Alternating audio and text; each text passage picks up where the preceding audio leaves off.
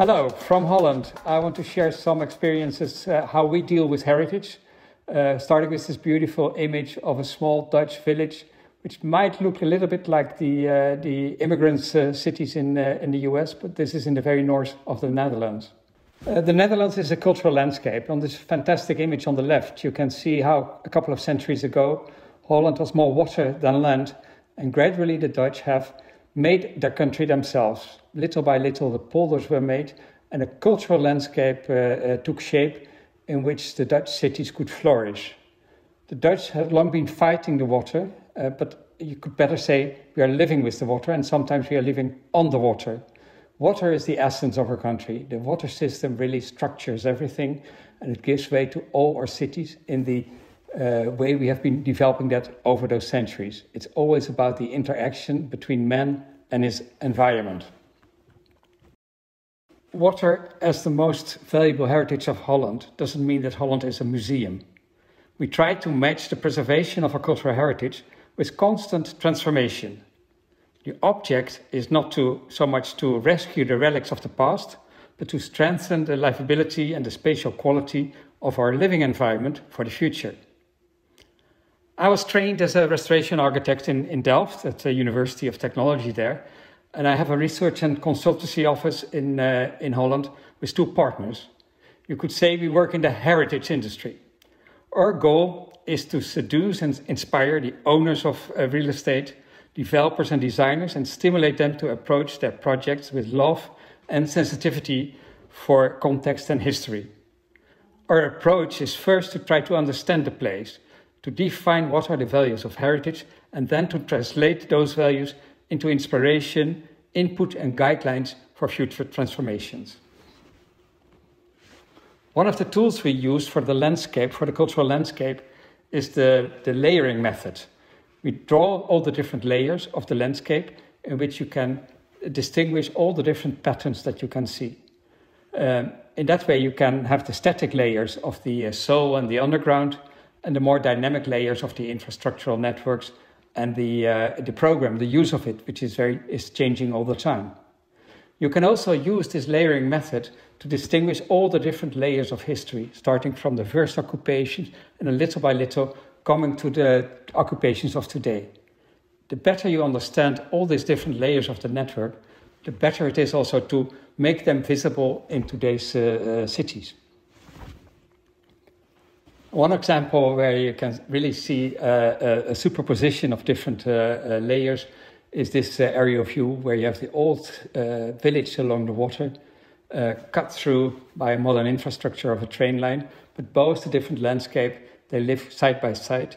And in today's world, you have the modern infrastructure, but in the modern infrastructure, you also have the experience of the original cultural landscape, which lays below. From this experience of thinking very much in an almost holistic way of a changing landscape, where you keep the history as part of a living environment, I had a look at this fantastic relic, which you can find in Albany, the Van Ostrander Radcliffe House, 48 Hudson Avenue. And my first thought was, where is the avenue? And where is the Hudson? It seems that this is really a case of Home Alone. It's a last house standing somewhere on a very remote parking lot in Albany. And it misses the infrastructure and the historic infrastructure and the setting that normally surrounds it. What to do with such a house? You can immediately try to think you have to restore everything and bring back the city.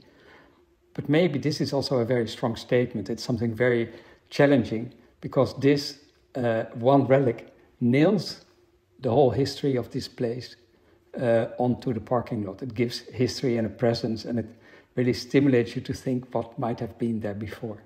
But how to approach such an assignment as you're going to do in the workshop? Well, that's a very challenging question. If we look at any site in Holland, we always try to first define what makes the place special. What is the essential cultural value of it? And there are many dimensions to cultural value. I think this is a scheme which is also used in the United States. Depending on the angle from which you look at a heritage or at the monument, you can discover different values in that place. It can be an old worn house, timber house, like this house is. That's very much about the age value. It's an object, but it's part of a larger context. This is not a masterpiece of Frank Lloyd Wright. This is a house which wants to tell a story about settlements, about immigrants, about a cultural landscape which was once there. So the context value is very important, but there's no context. So what to do with that? And it is something which an expert might recognize as an authentic timber structure. But for a community, it might be very difficult to understand the whole context and all the stories that this house could tell if you just have this one relic left there. So depending on how you look at the place, all these different values are important. And the big challenge, I think, for this small house, which bears all the weight of history alone on this house, is tremendous. Is try to think, how can we tell all these stories, bring them to life, visualize them and relate them to the landscape of Albany in a way that people will get excited about it.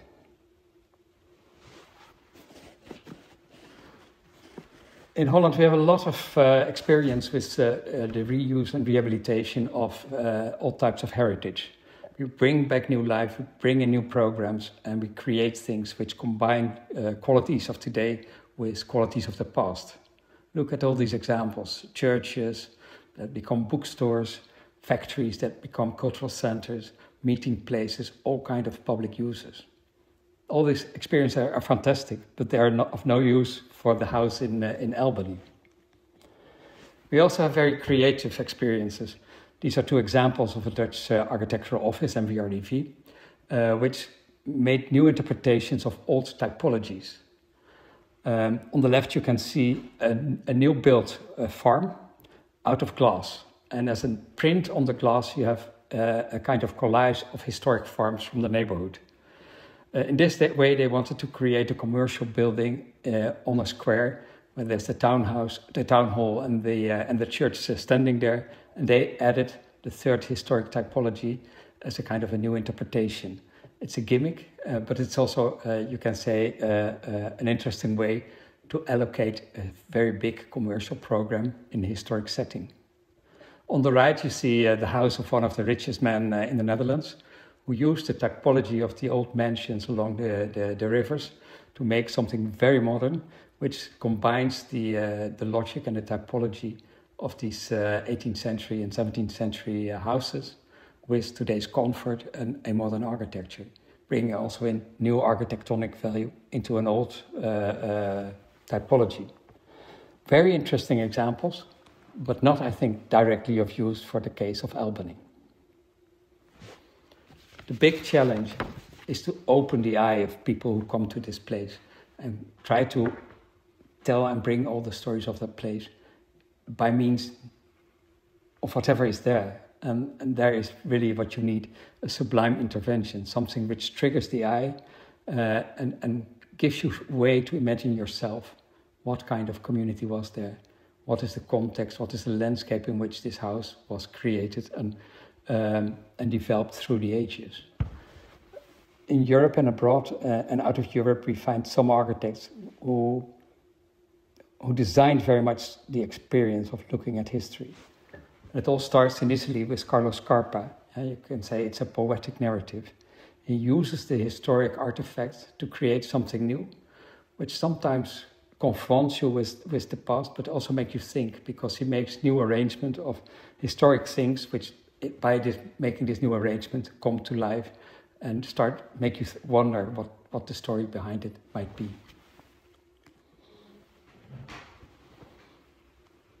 For the case of Albany, I want to just show one reference case. It's from Brazil. And it was designed by a man who also designed the capital city, Brasilia. It's not Oscar Niemeyer, he made the buildings, but it's Lúcio Costa. He made the urban plan for Brasilia. But all his life, he was an advisor and consultant and architect for the heritage institutions in Brazil. This is an example from the 1930s. He was sent to the very south of Brazil in the border area with Paraguay and with Argentina, where you have the mission area. From the film The Mission, you might know. These are settlements made by the Jesuits in the 16th and 17th century, up to the moment that they were thrown out of the colony by the Portuguese. the Jesuits had a mission to live together with the native population and teach them and bring them to the faith of God, but also give them tools and give them education. All these missions have vanished, but if you go to this area in the middle of the Pampa, in the middle of nowhere, there's one thing that survived, similar to the house in Albany, but a little bit bigger. It's the ruins of the church of San Miguel dos Missões. So the church is there. It's a very impressive site. I went there 24 hours by bus, through the nothing, through an empty landscape, and then suddenly you see this huge, huge historic church, this ruin, and you start wondering, what is this? Where did it come from? Why did people make it here? And why did it survive? Well, that was exactly the challenge Lucio Costa faced when he went there in 1937 with the question to make a museum at this place and tell the story of the missions. There was no mission left, there was just this ruin. And whatever you would put next to it would jeopardize, I think, the strength of this ruin in the empty landscape. So what he tried to do was make the invisible visible and give an experience of something which you cannot see anymore. This is how it looked like. In the middle you see the church, the ruin which is still there. But in the past there was a whole settlement around it where the Indians were living, where the Portuguese, the Jesuits were living, where there was a school for education, where there were workshops for creative art production. And it was a huge square where people could gather. And all this kind of peaceful community, at least this is how the Portuguese described the Jesuit missions today, was there and vanished centuries ago, except for that one church. So what Costa was trying to do was try to give a glimpse of this village, of this lost life, and of the presence of the humans, the interaction of the humans, without touching very much the surroundings of these ruins. These are some sketches he made in the 30s. And what he was doing is wrong from all the laws in monument conservation, because he took all fragments from ruins which he found at the site and tried to assemble them into something new. If you look at the charters, that is really a big mistake and you shouldn't do it. But I can very well understand that he was doing that effort here. From this old leftovers in the landscape, he tried to reconstruct a little piece of the village, enabling visitors to get a glimpse, get an idea of what might have been there in the past. On the drawing you can see the archaeological map of the surroundings. You can see the church on the top, and in the red circle you see what he made. The intervention is just one corner of the square, with 4 different houses of the people in the settlement. And by making this, next to the church, you find something like a cornerstone of the square, an idea of what the houses looked like without making a reconstruction of a village that disappeared. So in one little corner, you have the whole settlement, you have the idea of houses, you have an idea of the dimension of the square, and you can tell all these stories about the settlements and the missions without destroying the view and the strength of the representation of the relic. This is the drawing Costa made, and it's not really a reconstruction because he didn't give facades to the houses. You can see on the pictures below that they were made of glass, so it's a kind of a modern glass facade of a museum in the casco, in the skin of the old colonial architecture. And it stands there up to the present day. It's part of a World Heritage Site now, the missions in Brazil. It's visited by lots of people, and nobody bothers what this is doing there, because it really does what it is meant to do. It tells a story of something which isn't there anymore. It's making visible what is not visible anymore.